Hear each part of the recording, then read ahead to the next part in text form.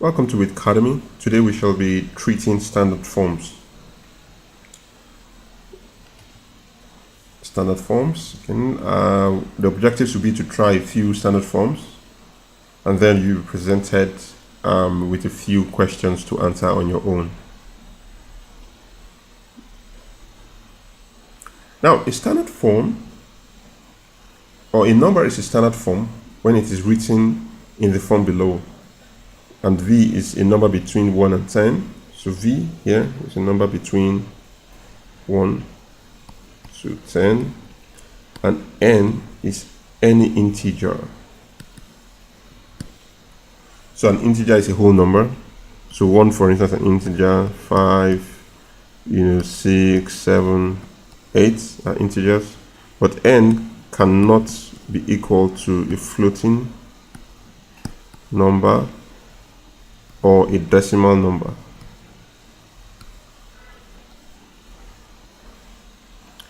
So a decimal number will be something like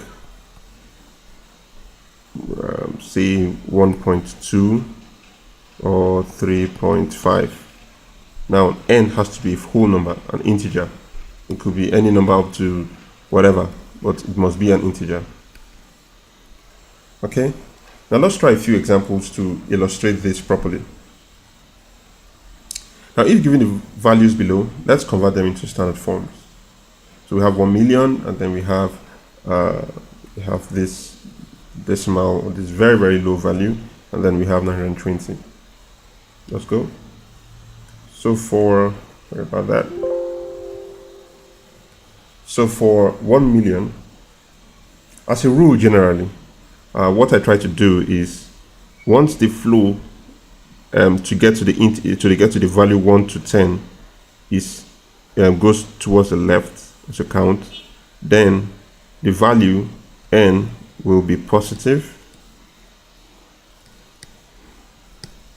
Let's rewrite the standard form again. So for a standard form, you have V times 10 raised to the power N.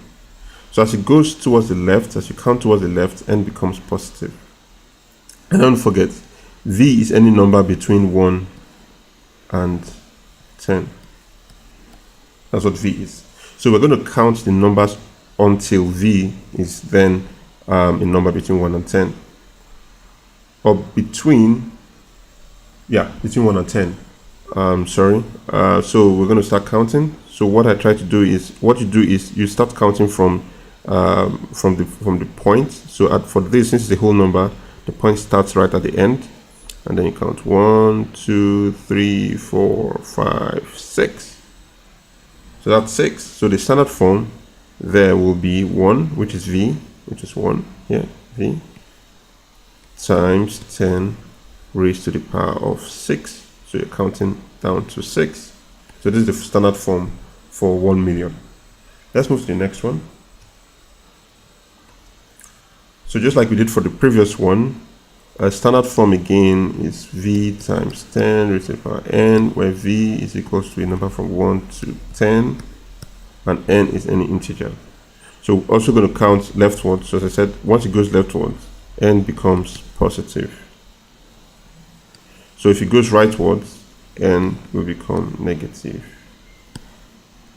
So, but this is going to go leftwards. So you have 1, 2. So you always stop at the lowest, as long as where you have to stop before where that number is between 1 and 10. So in this case, that's 9. So 9 is also between 1 and 10. So we're going to stop there.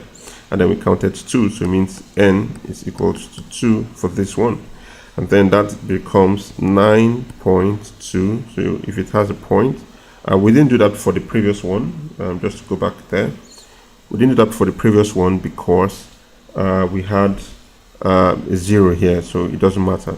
But it could be 1, it could be this, or if you want to make it also better, you could also do 1.0 times 10 raised to the power 6, which is just actually the same thing.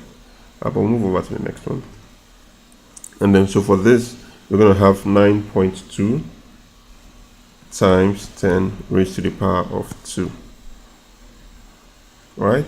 So the idea is by evaluating that, what we then have is 9.2 times 10 times 10, which is 100. So that's 9.2 times 100, which is 920.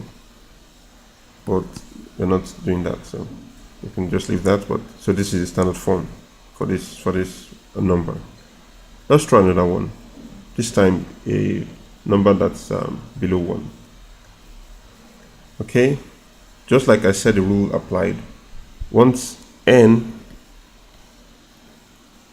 once it goes leftwards, n is positive, and once it goes rightwards, n becomes negative.